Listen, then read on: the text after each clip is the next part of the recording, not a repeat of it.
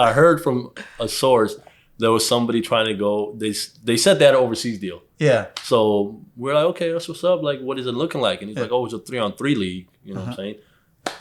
That's outside. Yeah, it's a 3-on-3 league, and they're going overseas, and they're getting I think it was $75 every 2 weeks. You know what I'm saying? I was like, yo, what? Go to Walmart, bro. Yo, you get 15 an hour, 20. To me, my first thing I thought it was, that sounded like a human trafficking deal. Yeah. Like, he was being set up. That's what I thought it was. They I'm are like, trying to harvest I'm like, yo, organs. you're being set up. I'm worried. I'm concerned. You They're feel looking me? for lungs, okay? You Do need not your lung capacity. You need to look into this more. He can run. But now overseas. Where's the contract? Let me look at it. Yeah, facts. There's a lot of wild stuff that happens. I've seen one contract. I ain't gonna lie. The dude had to pay for his airplane ticket over there, and I was like, "Yo, you believe this? Like, let me."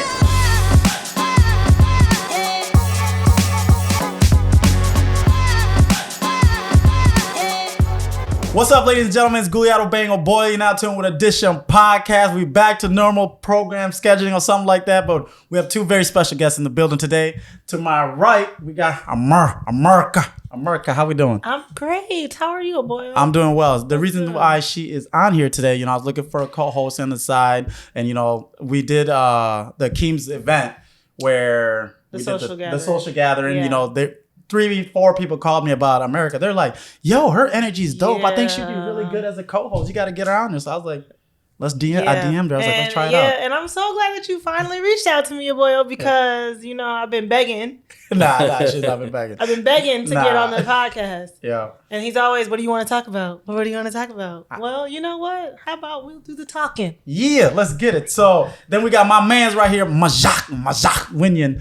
Just came back from the motherland, so you see he got a little skin on him. Yo, what's poppin'? How we doing, baby? I'm good. How y'all doing? Hey, man. Awesome. We're doing none of that shy stuff today, okay? Just be yourself. I'm not a shy person anyway. So okay, good. Two special announcements. Another special announcement I want to say. First of all, we're on Spotify now, so you don't have to go on YouTube to watch us. You can go on Spotify, and it won't be video, just more audio. So that's dope for the people working out, running. You want to hear me speaking or something like that? That's what we got going on. And then also, y'all see this right here. My boy Gerald, Mr. NSOD. If y'all haven't seen him and checking him out, make sure y'all check out his stuff. But I'm giving away 2 bags. One for Instagram and the other one for YouTube. Once we get to 1,000 followers on YouTube and Instagram, one of these is giving it away. Who is this again? You know this lady? Sade. What does she do? She's a singer. Oh, yeah, you don't know Sade? My bad. I just bought the bag. It just looked cool. He said this is one of the most selling ones. Yeah. And then the culture's offended. Yeah, definitely very offended. You might get canceled out for that. Don't cancel me, baby. You might Hey, get canceled out. cancel culture is fake. But what about this right here? This is Nipsey Hussle. If you don't know Nip, Neighborhood Nip. Yeah. Neighborhood Nip. I ain't gonna say. The guy. Yeah. So you know what he is. But let's start this off, man. So I invited you today because you're doing a lot of things in the basketball community, right? Like a lot of kids in our culture want to play ball. They want to go to NBA. Like I had that dream, know? It's still possible, ladies and gentlemen. I could be going, but do your knees still work?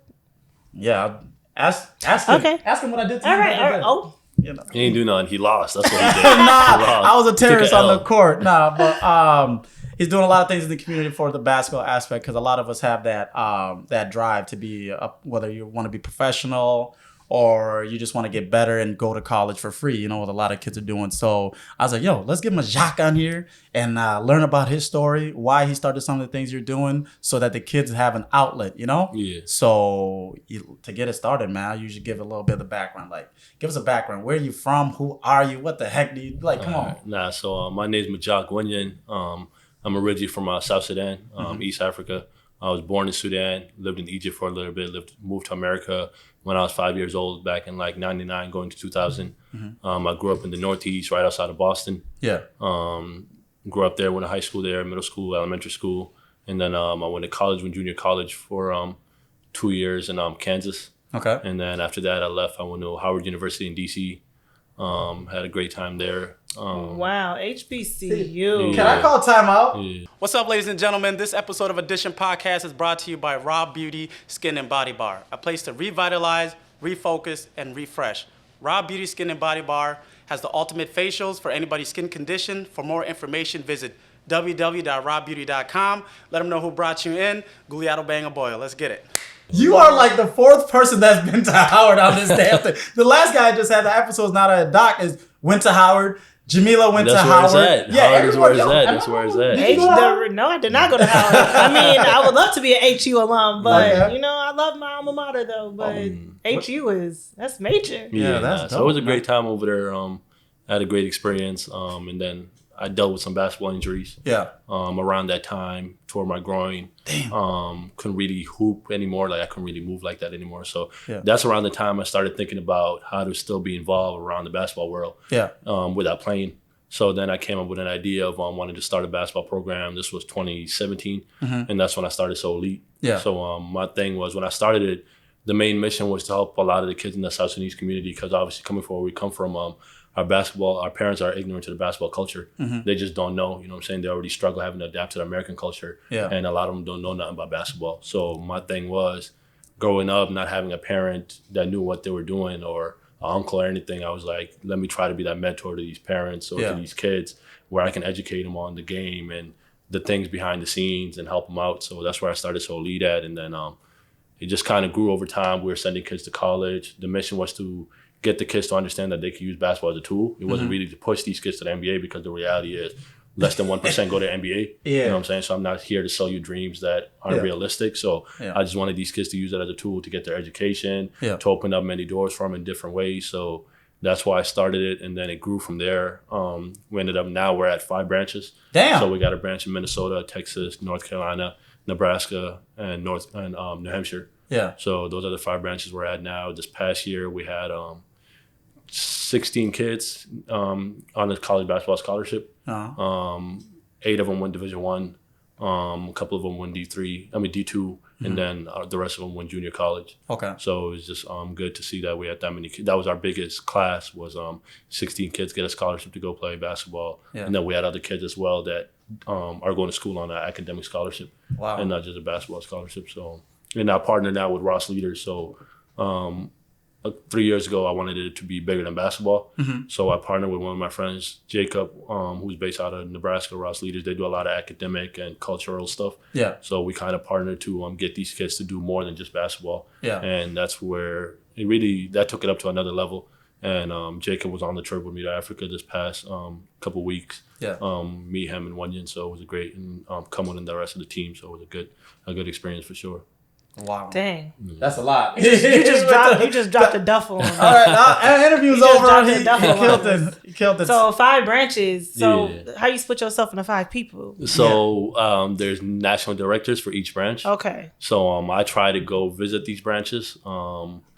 Switching between every month or every couple months or whatever. So I travel a lot and try to kind of just step in and see what we're doing. So like next week we have our back to school drive. That'll be in New Hampshire. So I'll be out there. I'll go out there on Friday. I've never been to New Hampshire. Yeah. So it's a match to New Hampshire. It's like 40 minutes from Boston. Okay. 45 minutes from Boston. So that's where I grew up at. They got a big South Sudanese community there. Yeah. And that was one of my first branches because that was my community. So we have our big back to school drive there coming up. So I'll be out there this upcoming weekend. Wow. Nice. That's awesome. So you went through a lot. I was trying to get up like Majak, stop talking, bro. Don't like this point. But so let me go back to a little bit. Like you said you were in Egypt and all these other places. When did you how old were you when you came to America? Did you? I was like 5, 6. 5, 6? Yeah, around there. It was like second grade. Do you remember a lot of memories? Yeah, I definitely got memories from Egypt and Sudan. You saw the pyramids and stuff. People doing this. Nah, is it real? I see the pyramids. Everybody. I still. Isn't that in Cairo? Yeah, so I lived in Cairo. Okay. But the pyramids is it's not in the city. It's outside the city. Okay. So I never seen it. I remember when I was a kid, we were in a train traveling to Egypt, and you could see them going into Egypt from the train. Are they big? They're ridiculously big. Okay. They're not normal size. How do you think they're built? I definitely think it's ancient science. I don't think it's science that we have nowadays. Yeah. So I definitely think it's a lot of secret sciences for sure. Yeah. Definitely. I don't got the keys to that. So we got to get those for sure. I got the keys to everything. Boy, I'm gonna unlock how to make those. But okay, no, that's awesome. Now, So Elite Training, right? So you started in 2017. Yeah. And the goal was to educate these people because you didn't have the mentor, right? Yeah, it was basically to teach them basketball and just be like a mentor for them to educate them on the basketball world. Yeah, that's the same thing with me. So I was like, everything has a mission, right? Yeah. growing up in Austin, I grew up in a lot of places, but let's say majority of it is Austin, Minnesota, right? So it's like we didn't have anything besides Austin, Texas for a second. Nah. Don't you get out here lying? That's a great place to be in. Yeah. So there's we never had like a mentor like that, we had the coach was very awesome, and shout out to Chris Fadness, just retired, man, dope guy. I learned a lot of things from him, but like we had YouTube, like okay, Kobe Bryant got that move, let me go try it real quick, and one mixtape, hot sauce and everything like that. So it's like what you're doing, I think that's very dope, because when you don't have something and you see that void to actually fill it, that's a big responsibility, and that's like I commend you for that, because a lot of that knowledge that you're going to be sharing with those kids is going to help them, Now tell us the difficulties, like some of the pros and cons of just doing things like that, what you had to learn, because you probably just went in like with the knowledge that you have, and then you had to learn so many other things, right? The biggest struggle for me, and still to today, is getting the parents to buy in. You know what I'm saying? In the South Sudanese community, or in the Black community in general, our parents tend to be very busy. You know what I'm saying? A lot of us come from single parent homes. Like I grew up with a single parent mother. Yeah. You know what I'm saying? And just getting them to be committed to their kid's future as much as I am, or as much as their kid is. Yeah. That's my biggest struggle, because a lot of parents, they don't really understand it. They're just like, they think their kids are playing for fun, but they don't understand, like, your kid really has an opportunity to go to school for free, and you ain't got to worry about him being in debt or you being in debt when he goes to school. Or figuring out how to pay for whatever it is that they have. So that's my biggest thing, is trying to get these parents to buy in on, like, committing to their kids' future and doing whatever it takes for these kids to be successful. What's your sales pitch? My sales pitch is me, the program, what we do. Love so that. that's my biggest sales pitch, nice for t-shirt. sure. No, that's my sales crazy. pitch is definitely a free education. Yeah. So if you want your kid to get a free education, you got to be committed. But one thing with that I always stress, because I play basketball too. Y'all know I give a lot of people the work out here. Y'all ain't really hooping like that. So go to your local LA Fitness to see your boy. Nah. We upgraded a Lifetime, baby. Sometimes over YMCA. So but my number one thing, when I was playing sports, is like you said, like, what is it? 60 people get drafted each year to the league. Yeah, but majority of other people go to, some people go overseas, but it's not really that. I wouldn't say that lucrative, because there's so many divisions. People don't understand. There's people going overseas just to say, I'm a pro. Yeah, they're playing class like D. I play. But like, bro, you'll get like $100 a month. Exactly, no disrespect. You can work your way up to things, okay? But it's like $100 a month is not livable. Yeah, I mean, that's what. Hey, I to each his own. To each his own. So, but one thing to I add always to that, preach, I had a story. Somebody, who shall remain nameless. I heard from a source there was somebody trying to go. They said they had an overseas deal. Yeah. So we're like, okay, that's what's up. Like, what is it looking like? And he's like, oh, it's a 3-on-3 league. You know what I'm saying? That's outside. Yeah, it's a 3-on-3 league, and they're going overseas, and they're getting I think it was $75 every 2 weeks. You know what I'm saying? I was like, yo, what? Go to Walmart, bro. Yo, you get 15 an hour, 20. To me, my first thing I thought of was, that sounded like a human trafficking deal. Yeah. Like, he was being set up. That's what I thought it was. I'm like, trying to harvest I'm like, yo, you're being set up. I'm worried. I'm concerned. You feel looking me? for lungs, okay? You do not lung capacity. You need to look into this more. He can run. But now overseas. Where's the contract? Let me look at it. Yeah, facts. There's a lot of wild stuff that happens. I've seen one contract. I ain't gonna lie.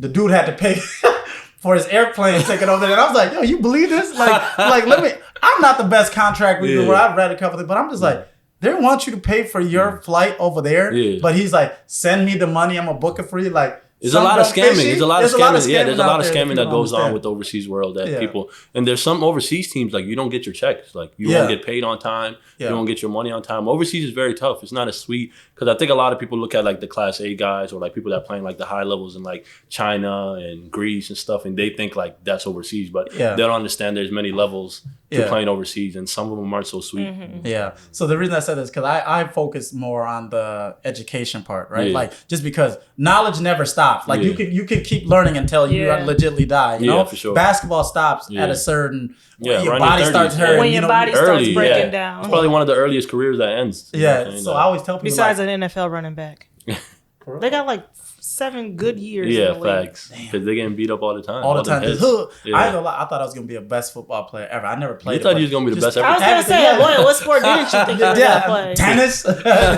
swimming, racquetball. Yeah. So, but I always like the one I stress on is the education part, because you can always that never that, stops, you know, yeah. and you can, once you can't take that away from Yeah. you. Once you know how to drive a car, then no Yeah. one can take, they might tow your car, but you Yeah. know, they can't take away your skills how to drive a vehicle. So I always stress that. How do you stress that in, I think you said you partner with someone? Yeah, with Just Jacob, who's the founder of Ross Leaders. So that's what we push the most, Yeah. education. Yeah. You know, basketball, we try to get the kids to understand it's just a tool. Yeah. You know what I'm saying? Like we said, it does stop probably in your early 30s. Yeah. If you're lucky to play that far, Yeah. at the latest, probably your late 30s.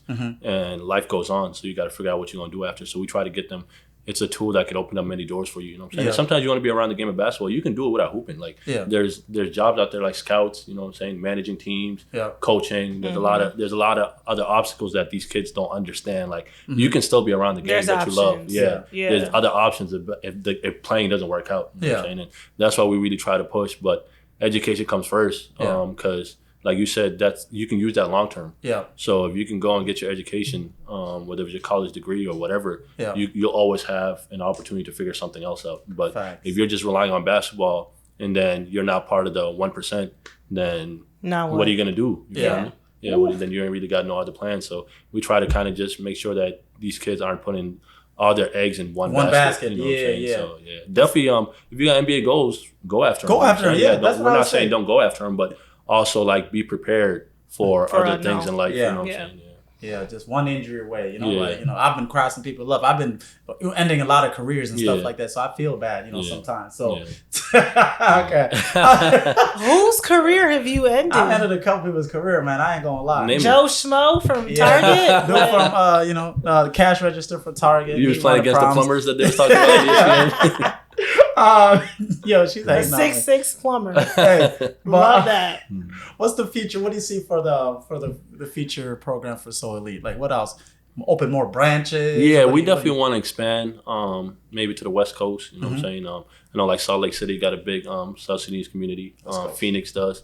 But right now, I think there's so much going on Yeah. right now that we're just trying to make sure everything is good in home first Mm-hmm. before we expand. So we're just we just came back from the big Africa trip. That was real big for us. It was my first time going back home since I've been in the U.S. You know what I'm Yeah. saying? And just doing a camp out there. And that's another goal is to expand the branch back home, South Sudan. Okay, I mean, well, you touched on it. Let's talk about the trip. You know, how did that come about? How was it? Tell us everything about the trip. You know, was the sun whooping your ass? You know, like everything. I want to know about everything about the trip because I haven't been back yet. I've had goals of wanting to go back. Like I had dreams. That was on my to-do list. Yeah. But I didn't expect it to come so early. So I remember last June, we had our Omar Ross event, which is our biggest national event. Mm-hmm. We have a basketball camp for all the top kids in our programs from each branches. Yep. We have our culture night there, our award ceremony. It's in Omaha, Nebraska. So that's a real big event. So last year, there was a guy named Deng BR. He works with the South Sudanese Foundation. And he came to it because he heard about the program. Like, he's like, oh, you guys have a lot of talent. We want to come see it. So I was like, yeah, well, welcome to stop by. So he was in the U.S. He stopped by, and he loved it. Yeah. And he kind of talked to us after the camp, like, man, we love what you're doing here. We'd love for you to bring it back home. Yeah. Dope. And I kind of entertained it, but I didn't see see it it coming was so real. fast. Yeah. So I was like, Yeah. yeah, definitely, that's a goal of ours. And then we have somebody in the NBA that's with our program, Wenyin Gabriel, who's also an ambassador of our program, and brought it up to him, and he was like, man, that's dope. Like, I want to do a camp. Let's do my camp back home. And I was like, all right, cool. Let's figure it out. And then just started planning. He obviously kind of helped us with the finances, helped figure things out. And we got some of the team together. Unfortunately, we weren't able to take the whole team because obviously it's an expensive trip. So we went down there, 7 of us. Yeah. We all went down there, our media guys, Wenyin, his brother, his mom, Jacob, his brother. So it was a great trip. We got there. We were there for 11 days. So we got there on I think we got there on a Friday because, it's like a 22-hour trip. So, Damn. yeah. So we flew the way there wasn't that bad. The way there was like 16. The way back was 22 Wait, why is because we did different stops. The way there, we went from here to Ethiopia, to Addis Ababa. okay? So then from Addis Ababa to Capital where I'm Juba. from. Yeah. From on the way back, we went from Juba to Addis Ababa to Ireland and then to the U.S. Okay. But on the way there, we got there on like a Friday. We chilled that day. They invited us. Like, when we got to the airport, welcoming was real dope. Like, they had a bunch of media people out there. Nice. That met us at the plane. You know what I'm saying? We were being interviewed. The minister of youth showed up. So it was a lot of love. The welcoming was dope. And then we went to the hotel. We checked in. We did the camp that weekend. That Saturday and Sunday. It wasn't too hot. It's raining season over there right now, which is like considered their winter. Yeah. So it was like 80s most of the time. Yeah, that's the winter? Yeah, that's the winter over there. So it wasn't bad, you know what I'm saying? But it is hot where, like, when we do camps here in the States, our camps will run at like 7 hours straight. You know what I'm saying? Well, you have lunch breaks and blah, blah, blah. But there you can't do that because they don't have any indoor facilities, like in the whole country. Damn. Yeah. So you guys are outside the whole time? So it was outdoor courts the whole time. So we had to break it up to like a morning session and then afternoon like a late evening session. Yeah. To where when the sun's going down and stuff. So we did that. We weren't prepared, so like we took gear with us, jerseys for the camps and stuff, and we prepared for 100 kids. We thought that's what it was going to be. To us, that was a lot. You know what I'm saying? And there was like 500, 400 kids there. Yeah, 400 to 500 kids for sure. So the numbers were ridiculous. I think the kids were excited because they haven't had an NBA player like Wenyin come back home and do a camp in a while. You know what I'm saying? So. I guess you had to have some kids go jerseys and some kids go skins. Well, we had them use different shirts. We had different shirts as well, like 500 so elite shirts. Yeah, it was crazy, man. So we broke them up into different groups. So we had to do the elementary school kids camp on their own day. Then we did like high school and middle school on their own day. So, but the talent was ridiculous. Everyone was huge. You know what I'm saying? I remember. Like I felt like I was average height, and I'm 6'7". You know what I'm saying? I felt you're not 6'7". How tall are you? I'm 6'5", 6'6". Okay, I'm like 2 or 3 inches taller than you. Nah, he capping. We're gonna take a picture. Well, then there's me. How tall are you? I'm 5'5". 5'5". A solid 5'5". A good 5'6" on a good day with like Air Forces on, but you know. So I'm like, nothing too crazy. So it was crazy because all them kids they're like 6'8", 6'9", 6'11", 7 feet. Damn. What? And they were huge, and the talent was amazing at the camp, but it's just the structure wasn't there. Like you could tell they don't have the resources we have here. Yeah. So they're not getting proper training, proper coaching and stuff. But the potential is ridiculous. So I think these kids got a chance to be great if they get the right structure and stuff. So we had the camp and then we chilled for a couple of days. And then a couple of days later we went to Rumbek, which is Wenyin's like where his people are from. So he wanted to go to his dad's village and see that and see his people. So we went to Rumbek. We were out there. We didn't do a camp out there. We wanted to, but just with timing and the weather and stuff, we weren't able to do it. And so that's on our to-do list for next year. So we spent a couple of days in Rumbek, which is more of a village compared to a city. Yeah, so it was different. I mean, there was no electricity. So it was different than being in the city. The city was nice. Like Juba is dope. You know, it's lit. There's stuff to do. Nightlife is nice. Everything was cool. Then going to the village was a different experience. But it was also a great experience. Like the kids there. Were very welcoming, very happy that Wenyin came and that we came. Good. They showed us a lot of love. We got to see his family. We were out there for about 2 days, 2 to 3 days, 3 days, 2 nights. And then we went back to Juba and then we came back to the States. So. Wow. Yes. That is... That's interesting. Woo. A long trip. Questions about Africa? Like I feel like I have so many questions. There's so many countries in Africa, so it's just like, man, South Sudan.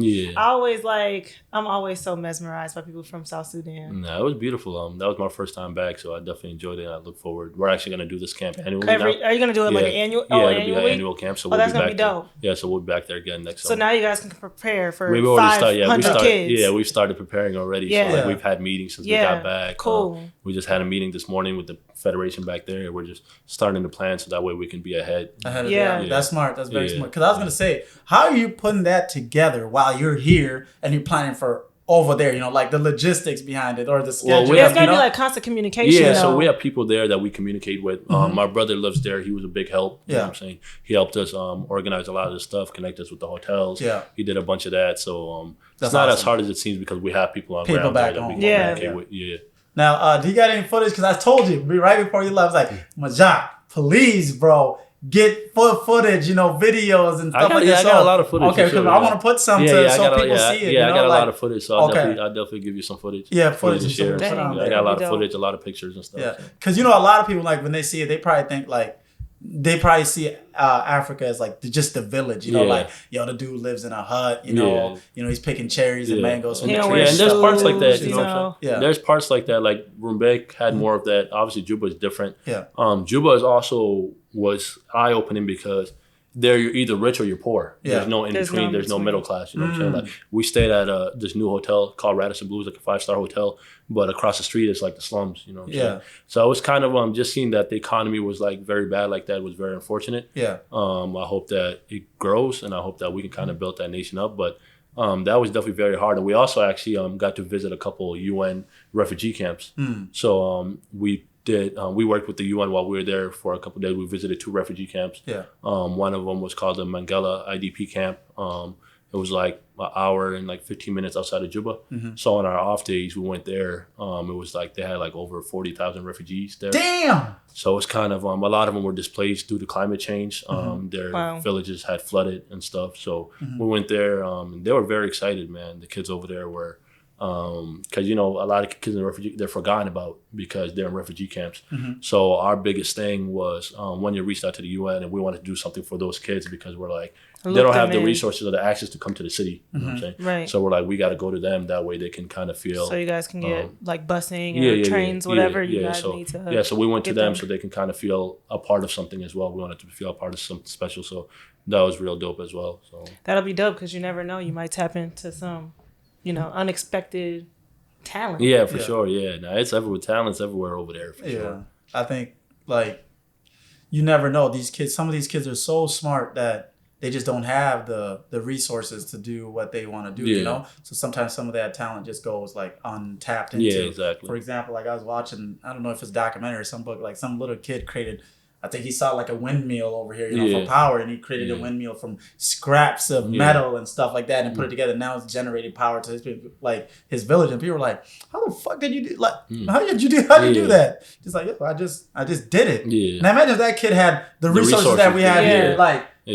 that's a genius. Yeah. That's a crazy ass kid. So I have a question about like when you guys are going to South Sudan and you're getting these kids to these basketball camps, and you said that education is you guys' like selling point. Yeah. So would you guys be open to like creating a pipeline for kids that live in South Sudan and bring them to the US and have a American education or a French education or wherever they want to go to school? Yeah, so that was the plan going over there. We wanted to see things first before we try to build. And then now the next thing is hopefully I'm extending our branches there. And having a basketball branch where they're getting the proper training and stuff, and having a Ross Leaders academic branch where they're getting tutoring and academic opportunities, and then providing resources to help them get college education in the U.S. or in Europe or wherever they can get a good education. Because there was a kid at one of the we had an all-star game or all-star day where we had like all the top kids playing and stuff, and there was a kid that came up to Jacob and I, and he was like, "Man, I love what you guys are doing. I heard you guys do more than just basketball. I have dreams of going to, I think he said Columbia, Ivy League." And we just had a kid here from the U.S. One of our basketball kids is going to Columbia on a full scholarship. And the kid was like, "Yeah, I just want to go to, like, I have dreams of going to Ivy League to get a good education. I'm a straight A student." And, it was very sad because the kid was hungry for an opportunity, but he just didn't have it. You know what I'm saying? And you could tell he's a kid that's doing everything he can to get that opportunity. So just kind of talk to him, seeing where he was at, but took you his guys are that contact light. down, and trying to see, hopefully he's a kids like that don't even hoop. Like, we want to give kids like that an opportunity as well. It's not just about hooping. You know if you're doing what you need to be doing in school and you're trying to go get a college education, like, and we can help, that's what we want to do. That. I think us being here, the diaspora, individuals that they say, it's so important for us to be the bridging gap, you know? Because it's like, okay, like you said, I know one kid, I think Akeem or somebody brought this up once where we're like, there's a kid and his name is Okelo, right? He's a barber in Gambela. There's no barber school. There's no nothing. This kid said he went to YouTube, watched videos how to cut hair, and just did it. And now, like, YouTube University. He puts out like quality that's better than some of these people out here. And I'm like, and he's like, yeah, man. And he created his own barbershop. Akeem brought him clippers, and now he does his own barbershop there. I'm like, look how crazy that is. Like, we have some of us have all the resources in the world, and we ain't doing jack with it. We fucking up. You got kids over there just going on YouTube and watching video and making the most out of it. So it's really like, what's your excuse? Yeah, what's your excuse? You don't, especially when you have a kid that can come and say that to your face. Literally like, what's your excuse? I'd be astonished. So I think one thing that would help too, maybe have, they got like work visas. We're thinking about something like, okay, why don't we we sponsor a kid. You come work here. You're making USD, right? Yeah. Then you take it back home and you apply the same knowledge. You apply the knowledge you learned after and whatever. then teach somebody else. Each one teach one. Yeah, and then you just the money that you make here is USD compared to whatever is bitter is in Ethiopia. It's like the exchange rate is so crazy that what you make here could be like just $200. Let's just say at the lowest can feed you for a month and some change over there if you do it right. Now, but you're gonna be making more than that. Now you can, you know what I mean? It's like it's that pilot where you can actually use that to your advantage and you actually do something with it. So and that's the thing over there. Like there's really no jobs. You know what I'm saying? Like that was one thing I realized. Like there's no jobs, there's no factories, and people don't really have an opportunity to make money there. Yeah. Unless you come from a family that has money. Yeah. Your family's part of the government, then you have money. But other than that, the regular average like citizen doesn't really have much, and that's why I think it's important. Like people like us, like Akeem, like that have these resources or that have our own businesses that. We go back home and give that knowledge back there as well. You know what I'm saying? I think in the diaspora, we get comfortable. It's easy for us to get comfortable. You know what I'm saying? And I think going back home for me was very eye-opening. So I would encourage a lot of people in the diaspora to just go home, go see what it's like. You know what I'm saying? At the end of the day, that's your home. Just go check it out. You know what I'm saying? And I guarantee if you do that, it'll motivate you. I think it'll spark that light in you to want to go back and do more. Or even if you feel like you're not doing much here, I think you'll definitely come back more motivated. Like I came back, I was exhausted. Before I left, I'm like, man, I've been working like crazy. I'm tired. I went there and I came back ready to work more. You know what I'm saying? I'm like, man, I'm ready to go. No days off. Let's just keep it pushing. You know what I'm saying? So I think it'll definitely motivate a lot of people in the diaspora to want to do more. And that's exactly why I do podcasts, just to give that knowledge out and share that. Because someone's going to see it somewhere. Yeah, for sure. It might not be today. It might be 6 months down the line. Like, yo, I watched that interview. That's dope. Like, how can I get involved with Soul Elite training and, Minnesota school and stuff like that? So speaking of getting involved, like what opportunities do you have for other people outside of Soul Elite to get involved with your camps? Like as far as like kids or like? Both. So obviously we're always looking to add more staff. You know what I'm saying? Whether if it's on the athletic or academic side. The biggest thing is obviously the commitment. When you're working with kids, you got to really be fully committed. You can't be halfway committed. So we don't really, if it's not something you can fully commit to, we don't really like encourage you to do it because with kids, when you're in and out, it messes with them mentally. You know what I'm saying? So that's a hard thing to do. But if also you're volunteering and you like, oh, well, maybe I can come in and do touring with them on this day or that day, we definitely encourage that as well. And then with the basketball aspect of things, we're always open to kids. You know what I'm saying? We're very transparent with the parents of what they're going to get. You know what I'm saying? From the program. We're not going to sell you dreams. You know I'm not gonna tell you, oh, your kid's going to be a Division I player.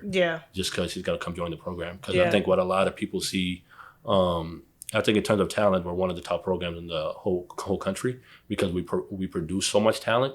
And so many kids are going to the Division I level, which is high major or mid major, whatever, that a lot of parents are like, oh, well, I want my kid to be like this kid, you know what I'm saying? But it's like, this kid put in a lot of work, you know what I'm saying? And your kid might be different. I don't know, your kid might be lazier, you know what I'm saying? He might not want it as much. He might not want it that bad. So it's like, what you put in is what you're going to get, you know what I'm saying? As far as resources as someone advocating for your child, I think you'll have the best of the best when our group, you know what I'm saying? But you as a parent and you as a child also got to meet us halfway and do your part. You know what I'm saying? But we're always open to any kids. That's a fact. So I don't know if we touched a little bit on this. I'm going to leave that. We can keep talking about the African thing all day, right? But tell us a little bit about the Minnesota Prep School. It's the first prep school that we have here in Minnesota, right? Yeah. Okay, tell us a little bit about that, how it's going, and everything about it. Yeah. So Minnesota Prep, I think they're going to their 5th year coming up this fall. So I moved here, I want to say it was 2 years ago, from Dallas, Texas, in 2020, or was it 2019? 2019, I moved here. I moved Doesn't matter, we lost 2 years with COVID. So I moved here. That's 2 years ago still. I moved here the winter of 2019 from Dallas, Texas. And growing up in the East Coast, we have prep schools everywhere. You know what I'm saying? And prep schools is actually where kids want to go in the East Coast. Like if you're a top player, you want to go to a prep school and play at the top prep schools. What is I guess I kind of know what it is, but can you tell us what a prep school? I know it's so like when prep school is like is a college preparatory. So it's not post grad is when you graduate. Prep school is a college preparatory where you can go there. A lot of them have dorms. You live there. There's boarding schools and there's non-boarding schools. So they're called prep schools because they're preparing you for college. Like academically, they're usually more challenging and it's more strict. Athletically, they're usually a better place for you to be because they usually play better schedules. They're able to recruit. You know what I'm saying? So like IMG. Yeah, like IMG is one of the top like prep the schools. You know what I'm saying? school in the Because country. they recruit all the 5-star kids. You know what I'm saying? So they're not limited to public school rules. So they can they're free to do whatever they want. Yeah. So that's a little about prep school. So and a lot of my kids prior to coming here, I was already helping putting them into different prep schools around the country. Yeah. Whether it was schools in the NEPSAC, schools in the NIBC or whatever. And so when I came out here, I had connected with the guys at Minnesota Prep because there was some AAU programs out here that wanted to, like when they heard I was out here, they reached out, wanted to connect because they knew the resources I have with the kids and stuff and the connections. And they're like, man, we want to get some of your kids to come play for our programs or whatever. Minnesota's a little different compared to the rest of the world. From my experience with basketball, it's very political. And when things get political, you kind of got to be careful, you know what I'm saying? Because things get messy real quick. Yeah. And I'm very protective of my kids. So, as you should. Like, I don't really like for them to be in situations where adults will take advantage of them. Yeah. You know what I'm saying? So, and they're not old enough to speak for themselves. Yeah, exactly. So I was kind of very cautious, just kind of maneuvering. I observed things naturally a lot. So I was kind of observing how the Minnesota scene was like. Yeah. And then I connected with the guys at Minnesota Prep. They told me about what they had built, what they were doing. And the other guys, there was a lot of hate on Minnesota Prep. Prior to me even coming there, like people were telling me like, oh, because prep schools are new. So people here, they don't know they don't believe in it. Yeah. That's the only prep school in the state. In the Midwest, there's only like 3, you know what I'm saying, of basketball prep schools. So like, in Minnesota, like, to me, if like the Midwest is behind in terms of basketball because they haven't had prep schools yet. You know what I'm saying? East Coast, we have prep schools since like the 1990s, 80s, whatever. You know what I'm saying? So it was the scene is new to them. So when something is new, people usually question it. You know what I'm saying? They're still used to traditional public schools, private schools, whatever. So it was like, oh no, people weren't really supportive of it. A lot of people were bashing it. So for me, I don't really listen to what people have to say about other people. Yeah. So I want to get to know. Yourself. Yeah, I want to get to know for myself and see for myself. So I met with the guys there. Energy was real dope. We connected. You know what I'm saying? They told me about their mission, how they see me helping, whatever. So I was like, it sounded dope for me. It sounded like a cool opportunity. So initially, I just wanted to help bring kids there to that school. And they were like, no, we want you to join the coaching staff, whatever. I really never had aspirations of coaching. I really enjoy kind of training and being independent, do what I want. So I was like, all right, let me get on the coaching staff. Just because I'm bringing some of my kids from out of state, I at least can be there firsthand and see what's going on, what everyone has to say about it and see if it's real or not. So I joined the coaching staff the first year, brought a couple kids from Texas, a couple kids from New Hampshire to the school, real high level talent. And they came in and the school was already successful. Prior to where I came in, they were doing real good there in the grind session, which is the top high school league. They were real good in the grind session. They had a kid named Lakai Patterson, who's the coach's son, who I hear from people was one of the top guards to ever come out of Minnesota. Like he played, I think, at Brooklyn Center. And then from there on, after sophomore year, his dad started Minnesota Prep. He transitioned to Minnesota Prep. So they were making some national wave at that time. And then when I came in, I brought in some more talent, and like it really took them to a whole nother level in terms of the national scene and getting recognition and stuff. And we had a good year, but we were very young. The guys I brought in were young. And then this past year, that was my second year. We had an amazing year in terms of like getting kids to the next level. We struggled like game wise, like winning games, because when you have a lot of talent, it's hard to cultivate. Sometimes, we talked about that yesterday. I was like, you can't just put... you can't put a bunch of talent together. And, like it takes time for that chemistry to build. So I thought they did great, but I think we didn't live up to our expectations. We should have been better than what we were. I thought we were good, but we should have been better. You know what I'm saying? But I thought it was a successful year for us because we had like 7 seniors graduate, and 5 of them win Division I. You know what I'm saying? DJ went to Tennessee. He was a top 40. He came in here unknown. Like he was very talented. He knew we had a couple offers, but after his second year at Minnesota Prep, he finished a top 40 kid in the country. Was an All-American in the Iverson Classic. Now he's at the University of Tennessee in the SEC. Brendan Moss, who's another kid that came in, didn't really have any offers. People didn't really know him. He's from Illinois. He's now at Kent State. Had a great season for us. Rope is at Columbia now. Oh yeah, I remember that talk. Yeah. Rope's at Columbia. Gob is going to Hill College. Tavion. So is that the point guard? The point guard? Yeah. A lot of people reached out to me about him. Yeah, they're like, yo, that everyone boy loves is cold. him. Yeah, everyone loves him. Everyone loves that guy. He had his heart. I love the way. Yeah, and he's very talented. So now he's going to Hill College, which is a junior college in Texas. He had a bunch of offers, but academically he struggled his freshman sophomore year before he came to us. He did real good his 2 years with us, but just due to his obviously freshman sophomore year, he didn't qualify. Yeah. So he's at Hill College. But we did a real great job just getting ourselves on the national scene. Everyone respecting us, recognizing us, and then now this is my third year there. We're bringing in some new recruits. We have Antonio as well, who's going to Rutgers, who will be playing the Big Ten. And now my third year coming up, just think it's going to be better and bigger. Obviously, we had the game at the Target Center last year. Yeah, I was about to say, you were talking about that. You're like, come through and play against Kanye started a new school. He reached out to us. Yes, I missed that. Yeah. No one invited me. Nah, it was real dope. Well, you invited this year. I'm giving you an invite right now. All right, I'm giving you an invite right now. Just let me know the dates and I'm going to be there. So we'll do it again in October. I want to be courtside with the big dogs, though. We got you this year. You're going to be there. Appreciate it. Love that for so last year was goofy. That was my first time ever coaching on an NBA court. You know what I'm saying? And that was a lot of our kids' first time ever. High school, you don't really play on NBA court, so that was a lot of their first experience too. But it was dope. Kanye was in the building. I saw Wallow was there too. Yeah, Diddy's son. Ton of people Diddy's there. kids came up there. So there was a lot of celebrities there, and we're obviously very lucky that Kanye reached out to us about wanting to open up their season against us. Yeah, and obviously Kanye does everything big, so it's like got to be at the Target Center. Yeah, of course. Entertainment got to be big. Yeah, so, media's got to be there. Yeah. The pictures, so all the photographers, you know how that goes. So after party. So it was good. His I think it's his assistant that works for him, Justin LeBoy. He was the one that really managed everything and communicated everything with us. Shout out to Justin LeBoy. Yeah, so that was that's to do with the tweets and stuff. He's a real big social media person. Yeah, so he was the one that was getting on the Zooms, doing all the communication. Okay, cool. Yeah, Kanye did a good job because he showed up every now and then. You know what I'm saying? Whether he'll get on the Zooms or whatever. So that was he dope. about his business. Yeah, Kanye. Did he have a mask on the whole time? Like you know about so the Zoom that I was on, he didn't have his camera on. Oh, okay. He didn't have his camera on, but he's actually real cool, man. Like he's not what the media portrays to be. You know what I'm saying? So just kind of like meeting him in person or like knowing him in person, it was like he doesn't act bigger than you or than what he was. So.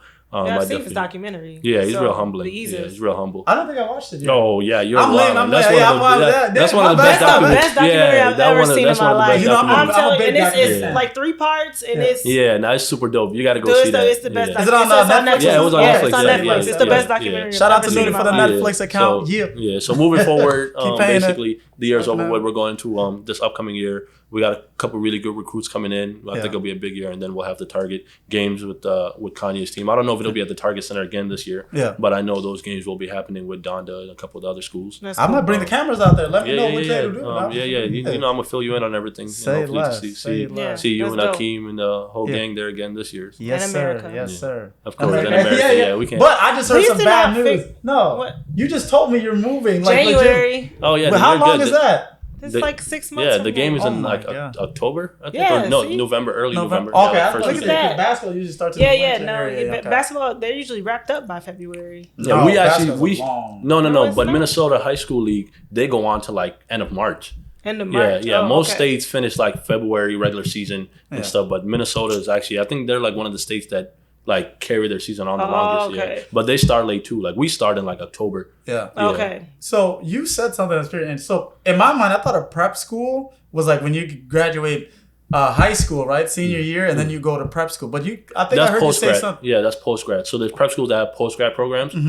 We have a post-grad program. So post-grad is when you graduate high school and you feel like you need an extra year of development, you're not ready to go to college, then you can do that. But a lot of prep schools are like regular high schools from 9 to 12. There's also some prep schools that go K through 12 or like middle school through 12. Yeah, I was confused. I was like, so you guys got 100% of your seniors in college? Yeah, we have 100% graduation rate, and 100% of the kids are going into college. Love that for you. Go to Minnesota Prep School if you want to go to college. And it's a black-owned school. Okay, we love black-owned in 2022. That's big for sure. Yes, we love black-owned. Man, that's like most of the majority of questions that I had regarding that thing. But you got any other questions? You Okay, actually like when you dropped that was like a 15-minute spiel he did. Yeah, I was like, okay. I thought I was gonna be asked like, no, he answered all the questions that I wanted to He ask. was literally like dropping That's my jam fault. after That's my jam fault. after No, jam you're good. That's after good. jam Yeah. after jam. Do I was it. like, you. I should have wrote some. Okay, check this out though. How about this? Like, what message do you want to give to the people out there? And look at which camera is this? That one again? up there. That over there. That Okay, one. look at them. Don't even look at me when you're saying this. Like the message that you want to give away, the kids should learn from this interview, and what you got going in the future. What else you got coming through that people should be aware about and things like that. Your message. What did they learn from you? My message to the kids is definitely focus on your academics. I think that's gonna bring you a long way. For me personally, I was a kid that didn't focus on my academics early in high school, and I started doing it kind of late. But so I kind of paid the consequences of learning how important it was with having to go to junior college and stuff. But definitely focus on your academics, get that right, because a lot of kids will rely on talent. But you can be the most talented kid in the world if you don't qualify, you ain't got a 2.3. It don't matter. You're not gonna go to college. Yeah. You know what I'm saying? So definitely get them academics right, man. And then character is important. You know what I'm saying? Make sure your character's on point. Make sure you're right. Treat the people around you right. You never know who's who. Yeah. Who knows who's gonna be where. And who's vouching for who. Yeah. Who's So, watching you. yeah, because sometimes it's not about what you're doing while people are watching you. It's about what you're doing when people aren't watching. That you. integrity. Yeah. For sure. And people respect that the most. So definitely character is big. Make sure you got that right. And I think those two things will bring you a long way in life outside of anything that got to do with sports or That's academics. facts. And just in life in general, I think that'll open up many doors for you. That is 100% true. Like I got one of my jobs. I didn't even have to interview like that because he's like, I knew your old manager and he told me to hire you right away. And I was like, oh crap! Like the world is so small. You think it's big. But Lord, I it's see small. what you are doing for others. Hey, yo, I would love to not interview for a coming job. next. well, get your coming character next, right, yeah. America. Hey, my character is A1. If I do say so myself. Yeah, that's self-proclaimed. I'm sorry. But what do you got to say? I mean, this is your first episode. This is my first episode. Honestly, this is pretty dope. This is a pretty nice time for me to come in because I love basketball. I used to play back in my day. You still got a little game? No. No, I stopped in high school and I ran track. So but no, this was dope, honestly. What are you about to bring into the show, for the 2 months that you're here? I guess. 2 months is I don't more know, like you said 6 months. 6 months, yeah. Oh boy, come on. My it's bad. only I'm August. bad with math. You know Yeah. that. What are you about to bring in? What you got? Fresh ideas? Nah, definitely the fresh ideas. Okay. A fresh outfit because Hey, they call me she came- Cameron, she man. came Yeah, at she you do for be that coming one. at me. You definitely on some. Cameron was doing this. You on some New York what- stuff right now. You on some Diddy Cameron stuff. Yeah, like I don't know who you think you was, like Fat Joe. Yeah, like, lean back. Yeah. Yeah, this is No, fur right here. This is a this is- fox. You feel me? Some fox had to die for this to be. That's like not heated. Fox, it's faux. Yeah, keep going. Yeah, that's a Target exclusive. Nah, chill out. Don't be No, dissing definitely like that. new ideas. Definitely, a lot of fun. I bring the jokes clearly because no one thinks a boy was funny. Okay. But I bring the character. I definitely bring the pizzazz. Bring the pizzazz. You gonna be I would've- putting that shit on.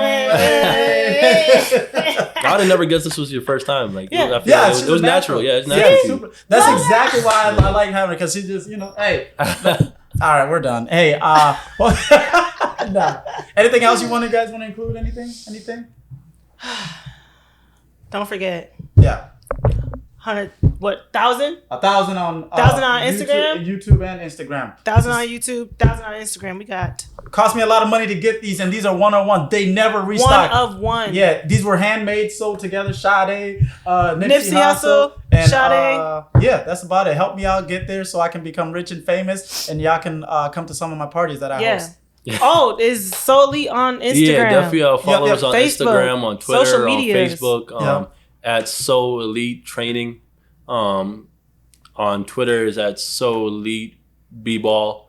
And on Facebook is So Elite Training. So definitely follow us on our platforms. We're on there. We'll follow back, show us love, and You gonna follow back? yeah, we follow back. Okay, we follow. I ain't love Hollywood. that.